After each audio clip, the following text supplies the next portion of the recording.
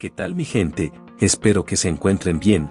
En el video de hoy les traigo otro asesino serial, que hasta el día de hoy aún no ha sido capturado. Se trata del asesino del Zodiaco.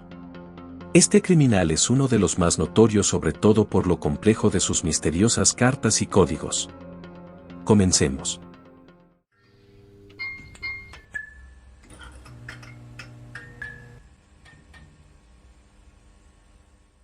Eran finales de los años 60, en el área conocida como la Bahía de San Francisco, California, una pareja de adolescentes, Betty Lou y David Faraday, se encuentran en su primera cita. La pareja se detiene en un lugar solitario.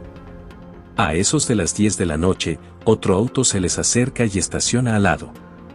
El sujeto se baja del auto, camina hacia la pareja y les apunta con el arma, les pide que se bajen del auto, pero mientras se bajan les dispara. La primera víctima sería David. En ese momento Betty intenta correr, pero también es abatida por el asesino, disparándole 5 veces en la espalda. Con los adolescentes muertos, el asesino se marcha. A los meses, otra pareja, Darlene Ferrin y Michael Magea, se encontraban dentro de su auto estacionado. Otro auto merodea los estacionamientos hasta detenerse detrás de ellos. El sujeto se baja y camina hacia la pareja con un arma y una linterna en la mano. Cuando llega a su auto le propina varios disparos, pero antes de irse escuchó los quejidos de Darlene y regresó para rematarlos, propiciándoles varias heridas adicionales. Al llegar la policía, increíblemente Michael aún se encontraba con vida y es llevado al hospital, donde pudo sobrevivir y dar la primera descripción del asesino. Michael lo describió como un hombre blanco, agarrado, posible peso entre 200 o más libras, edad entre 25 a 35 años, y cabello castaño. A las pocas horas la policía recibe una llamada del supuesto asesino responsabilizándose de los crímenes. A los días varios periódicos locales reciben una carta del supuesto asesino atribuyéndose los 2 homicidios, dejando información precisa nunca revelada por las autoridades. En la carta había diferentes códigos alfabéticos. La firma era un símbolo de un círculo con una cruz en el medio, y una advertencia para las autoridades. El asesino prometió seguir matando si la carta no era publicada en los periódicos locales. La policía decide publicar las cartas con la esperanza de poder conseguir alguna pista por medio de la ciudadanía. Al pasar los días siguieron llegando más cartas. En una de ellas el asesino comienza con las palabras: "Les habla el Zodiaco", dándole origen a su nombre, juntos con otros códigos alfabéticos que también fueron publicados. Esta vez pudieron ser descifrados por una pareja. La carta decía: "Me gusta matar, me resulta muy divertido, mucho más que matar en el bosque, porque el ser humano es el animal más salvaje de todos. Hay algo en ello que me da un gran placer. Es mejor que salir con alguna chica, y la mejor parte es cuando muera, yo resucitaré en el paraíso y todas esas personas asesinadas serán mis esclavos. No les daré mi nombre para que no puedan detener mi búsqueda de esclavos para mi vida en el paraíso". Semanas después, una pareja, Brian Hartnell y Cecilia Shepard, estaban teniendo un picnic en un lago, cuando notan un sujeto con lo que parecía ser una máscara de verdugo medieval bastante larga. Le llegaba hasta por debajo de los hombros, de color negra, con un logo de una cruz dentro de un círculo. En su mano llevaba un arma que usa para amenazar a la pareja, logrando amordazarlos para apuñalarlos. Cecilia recibió 10 puñaladas y Brian. Milagrosamente Brian sobrevive, dando una segunda descripción del sospechoso parecida a la descrita por uno de los sobrevivientes del crimen anterior: hombre blanco, agarrado, posible peso entre 200 o más libras, posible edad entre 25 a 35 años, cabello castaño, que pudo ver a través de uno de los orificios de la máscara. Al llegar las autoridades ven un mensaje dejado por el asesino en la puerta del auto de su víctima. El mensaje estaba escrito con piloto, tenía la fecha de sus 3 últimos crímenes, incluyendo el de Brian, donde agregó la hora y la palabra por cuchillo. A las horas el asesino llamó para reportar su propio crimen, tomando total responsabilidad por los homicidios. 2 semanas después el asesino atacaría de nuevo. Esta vez se hace pasar por un transeúnte para parar un taxi. Cuando es recogido le da las indicaciones hacia dónde dirigirse. Cuando llega a su destino, el asesino le dispara en la cabeza, acabando con la vida del taxista. Antes de marcharse corta un pedazo de la camisa ensangrentada de su víctima. También se queda con las llaves y cartera. pero esta vez 3 adolescentes que estaban del otro lado de la calle reportan el crimen mientras sucedía, junto con la descripción del sospechoso. Según esta descripción se trataba de un hombre blanco, ligero, de cabello castaño y con gafas. Con esta descripción exacta brindada por los testigos, la información difundida a los policías de la zona fue cambiada por los operadores de radio. La información brindada del sospechoso fue un hombre afroamericano.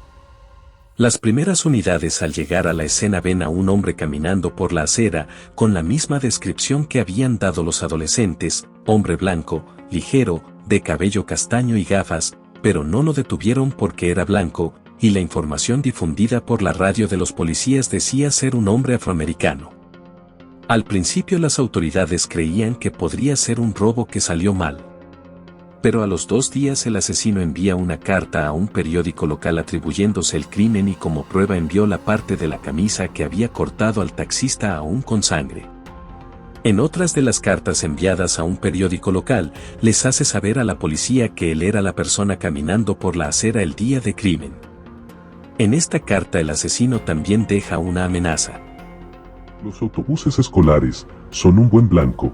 Creo que debería atacar uno, dispararles a las llantas y mientras los niños se bajan atacarlos.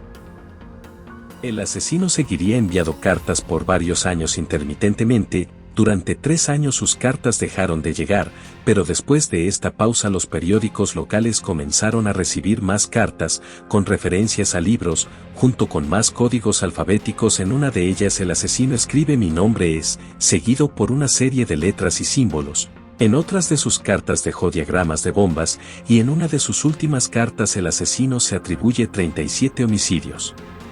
Sus cartas se detuvieron a finales de los años 70. El caso siguió en investigación por las siguientes décadas. En el 2002 la policía pudo extraer ADN de una de sus cartas, convirtiéndose en uno de los mayores avances del caso. Durante los años ha habido una gran cantidad de sospechosos, desde otros asesinos seriales hasta senadores de Estados Unidos. Por ser tan larga la lista de sospechosos no podré mencionarlos todos, pero les dejaré los que tienen mayor conexión con los crímenes basados en evidencia circunstancial. En el 2014 un sujeto llamado Gary Stewart publica un libro contando cómo su padre llamado Earl Van Best Jr. podría ser el Zodíaco.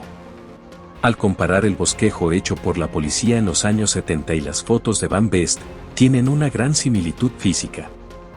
Su nombre también tiene la misma cantidad de letras dejada en código por el asesino en la carta de "Mi nombre es". Varios análisis realizados por expertos compararon la ortografía dejando varias coincidencias. La policía comienza a hacer su propia investigación, pero a medida que van indagando se van perdiendo las coincidencias. El formulario utilizado para examinar la ortografía no había sido escrito por el sospechoso.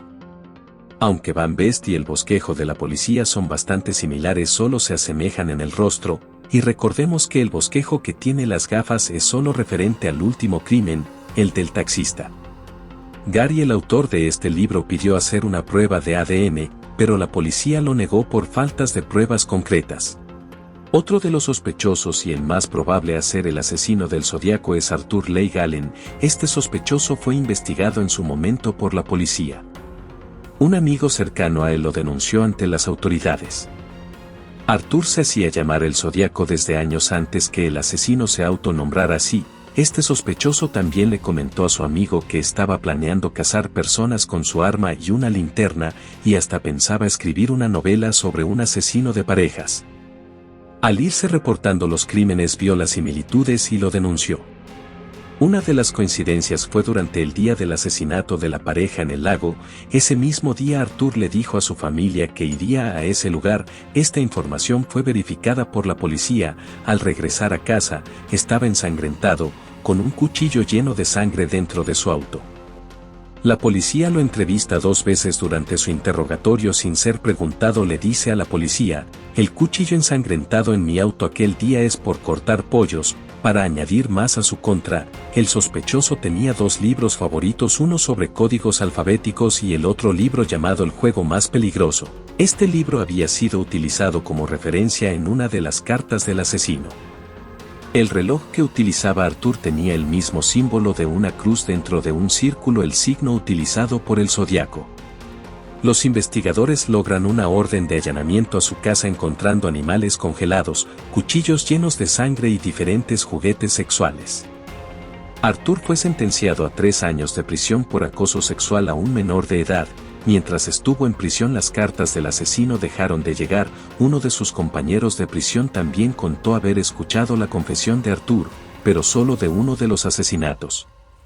En el año 91 el sobreviviente del segundo crimen del Zodíaco fue llevado para dar declaraciones nuevamente. La policía le presentó una serie de fotos para ver si podría identificar a la persona que le disparó, e increíblemente la persona que eligió entre la serie de fotos fue Arthur.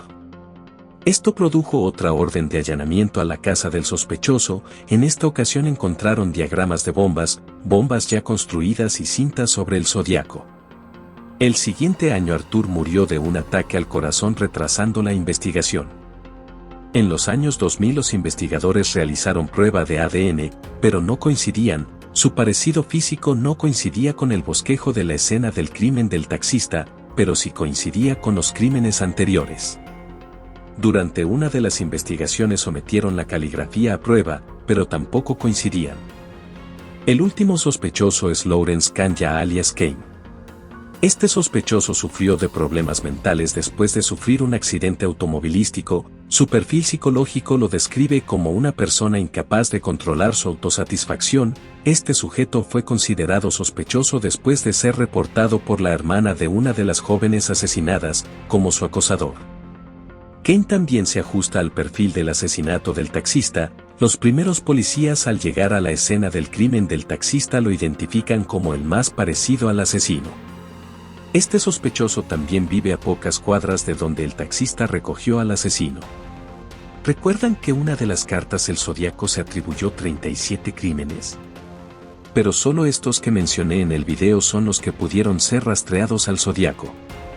La policía cuenta con otra lista de personas asesinadas que se cree que fueron víctimas del Zodíaco, pero por falta de pruebas para relacionar los crímenes no se puede saber a ciencia cierta si fueron cometidos por él.